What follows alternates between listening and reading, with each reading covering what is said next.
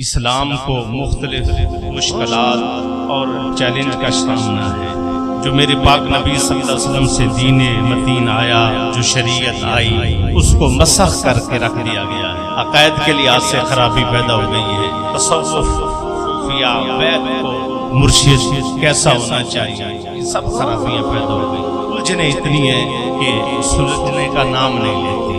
ہم بات تو کرتے رہتے ہیں۔ آج جو بالخصوص جس چیز پر بات کی جائے گی وہ بات ہے کہ یہ جو جہل پیر ہیں، ان کے اوپر لوگ ان کے اوپر اعتقاد کرتے ہیں اور ان کو یہ شریعت کے تارک لوگ، حضور کی شریعت سے دور اور حضور صلی اللہ علیہ وسلم کی شریعت مطہرہ سے بیزار، ان کا کوئی فعل، کوئی قول، کوئی عمل، کوئی سیرت، کردار بالکل مخالفت میں ہے، اور پھر بھی لوگ ان کی پیروی کرتے ہیں، ان کے پیچھے چلتے ہیں، ان کو مانتے ہیں۔ حدیث پاک میں ہے اور بخاری اور مسلم کی حدیث پاک ہے، من احدث فی امرنا ھذا ما لیس منہ فہو رد، جس بندے نے ایسی بات کی جس کا تعلق قرآن اور حدیث سے نہیں ہے، فہو رد، اٹھا کے پھینک دو، اس کا دین اسلام سے کوئی تعلق نہیں۔ وما آتاکم الرسول فخذوہ وما نہاکم عنہ فانتہوا، جو میری سرکار آپ کو جو چیز دے وہ لے لو، وما نہاکم عنہ فانتہوا، جس سے روک دے اس سے روک دے۔ حضرت امیر المومنین رضی اللہ تعالیٰ نے شخص کو دیکھا، آپ نے اس کو دیکھا کہ وہ نماز عصر ادا کی، عصر نماز کے بعد پھر نماز پڑھ رہا۔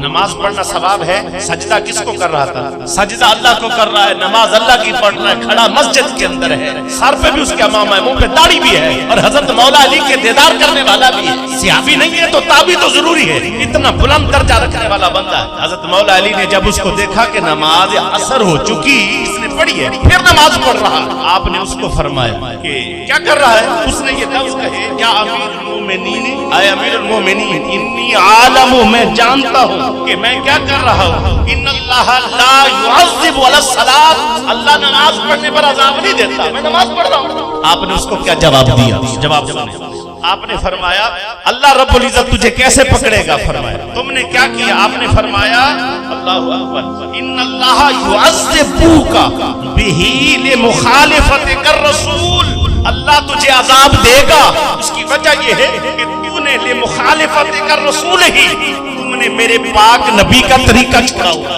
ہے۔ نماز سجدہ اللہ کو ہے، گر حضور کے طریقے پر نہیں ہے تو اس کو اس پر عذاب ملے گا۔ داڑھی بھی ہو، نماز بھی ہو، امامہ بھی ہو، اور اس مبارک دور میں رہتا ہو، اگر حضور کے طریقے کو چھوڑے گا تو عذاب کا مستحق ہے۔ آج 2 کا بندہ کھڑا ہو کے صوفی صافی بن کے مختلف قسم کے لباس پا کے مختلف طریقے اپنا کے یہ ثابت کرنے کی کوشش کرتا ہے مجھ سے بڑا مجاہدہ کرنے والا کوئی نہیں، مجھ سے بڑا دین پر چلنے والا کوئی نہیں۔ تیرے دین کو ہم نے کیا کرنا ہے؟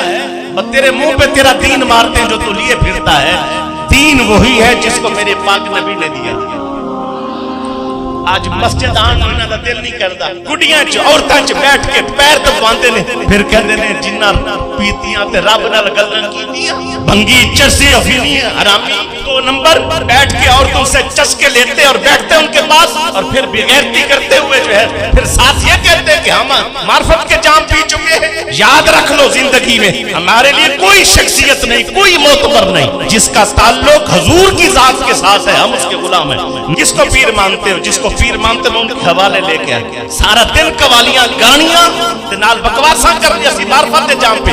غنیت الطالبین، حضور غوث پاک رضی اللہ تعالیٰ نے اس میں لکھا ہو، میں حوالے لے کے بیٹھ ریکارڈ بھی کرا رہا ہوں، چڑھاؤں گا اس کو، دیکھنا بار بار جا کے سنانا، کسی میں دم ہے تو آئے ملنگوں میں۔ حضور غوث پاک نے فرمایا المزامیر الشیطان، یہ سارے باجے قوالی حرام ہے، شیطانی عمل ہے۔ وہ کیسے لوگ ہیں جو پاک نبی کو اپنا محبوب بھی مانے، سرکار بھی مانے، آقا بھی مانے، اور ساری زندگی حضور کی مخالفت کرے، اور ہم لوگ چپ کر کے ان کو پیر بھی مانے۔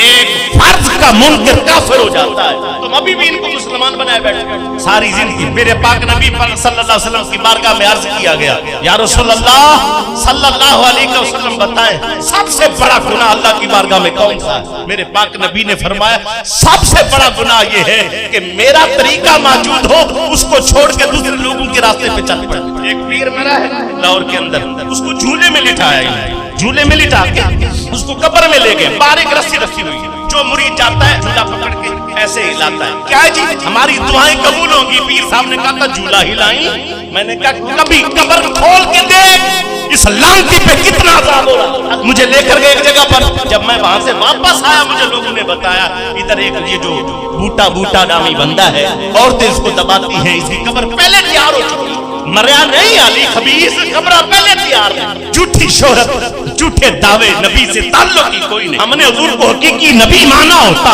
इन लोगों ने, और सच्चा रसूल माना होता, आज यूं ना दर बदर भटकते और फिरते मारे कुछ पत्थर हैं तो कुछ नगीने भी हैं।